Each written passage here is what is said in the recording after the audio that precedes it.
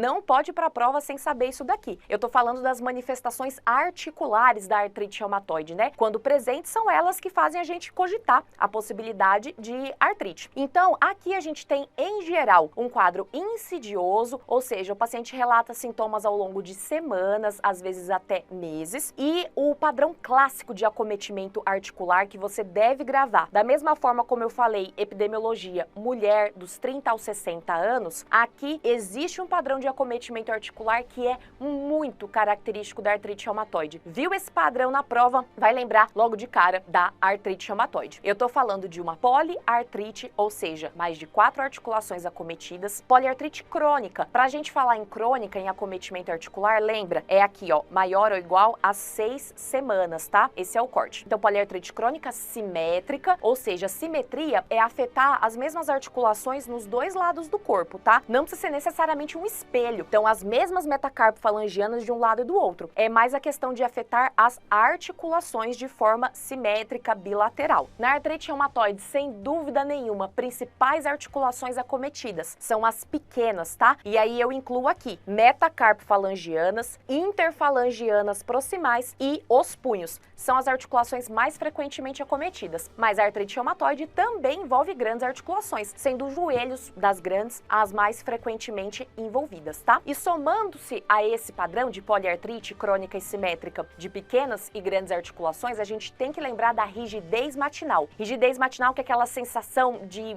endurecimento, de dificuldade de realizar um movimento, que na artrite reumatoide é prolongada, tem uma duração de 1 hora ou mais, não esquece disso, tá? Com relação aqui à artrite reumatoide, a gente tem que identificar tanto na descrição quanto no visual, então cai na prova imagem de mão de artrite reumatoide, e aqui eu vou te mostrar as principais alterações, inclusive de um quadro mais inicial e de um quadro já bem estabelecido, já avançado. Então aqui no aumento, ó, nessa primeira imagem à minha esquerda, o que que a gente tem? A gente nota um aumento claro de volume, segunda e terceira metacarpofalangianas à esquerda. E nota que essa paciente já está começando a apresentar um desvio dos dedos no sentido ulnar. Então essa é uma mão de uma AR, de uma artrite reumatoide que está iniciando. Uma vez que a doença esteja já bem estabelecida, a gente infelizmente não conseguiu diagnosticar a tempo, tratar, ela vai evoluir com esse tipo de alteração aqui, que é a chamada mão em Z ou mão em ventania. Aqui a gente tem o desvio ulnar dos dedos e das metacarpofalangianas e o desvio radial do punho, do carpo. Então fica com esse aspecto de mão em Z ou mão em ventania, beleza? Outras duas que você não pode deixar de saber para sua prova, tem que gravar a imagem e a descrição. Então aqui, a primeira delas é o dedo em pescoço de cisne. Olha aqui, ó. Lembra o pescoço de cisne? Essa é mais fácil de gravar. O que é o pescoço de cisne?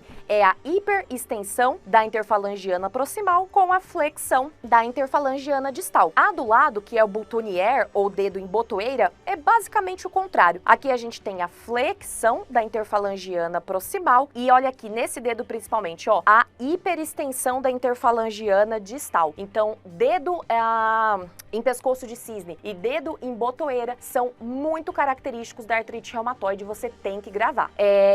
Essas duas imagens aqui, então, fica na sua cabeça. E agora essa outra, ela é para mostrar, na verdade, que a artrite reumatoide não se resume a mão, punho e joelho. Tem várias outras articulações que podem ser acometidas, tá? Com menos frequência, mas que também podem ser acometidas. E aqui eu vou destacar para você. Coluna vertebral. O único segmento que a artrite reumatoide afeta é o segmento cervical, não pode esquecer. E aqui a gente demarca ombro, cotovelo, quadril, tornozelo, as pequenas articulações dos pés, tudo isso pode ser acometido na artrite reumatoide, tá? Tão importante quanto você identificar o padrão característico de acometimento articular, que a gente acabou de conversar sobre a artrite reumatoide, é identificar também aqueles achados que, quando presentes, falam contra a artrite reumatoide. Então, na sua questão de prova, você tá lá na dúvida qual é o diagnóstico. Viu a descrição de algum desses achados aqui? Deixa a artrite reumatoide de lado. Começa a pensar em outras possibilidades. Primeiro deles, monoartrite. Acabei de falar. Padrão clássico da artrite reumatoide é a poliartrite. Monoartrite não combina. Acometimento de interfalangiana distal. Isso daqui você tem que gravar como um mantra, tá? Artrite reumatoide, polpa interfalangiana distal. Não pega essas articulações aqui, tá? Isso cai muito em prova. É pegadinha que as bancas colocam. Não se esqueça. Grava mesmo. Isso daqui vai te salvar em várias questões. Acabei de falar que na coluna vertebral ela afeta só o segmento cervical, então aqui em cima, lombar, torácica, sacroiliaca, nada disso é envolvido na artrite reumatoide. Te falei também que na maioria dos casos a gente tem um início insidioso, então uma doença que vai se instalando aos pouquinhos. Um início abrupto de artrite não combina com artrite reumatoide, assim como um padrão migratório, como a gente vê, por exemplo, na febre reumática e na artrite gonocócica. Pega uma articulação, vai passando para outra? Não. Na artrite reumatoide, os acometimentos, eles se somam. Então começa em uma, de repente tá nessa e começa a acometer outra, e assim eles vão se somando. Então esse quadrinho aqui é muito importante você ter em mente, tanto quanto o padrão clássico da artrite reumatoide.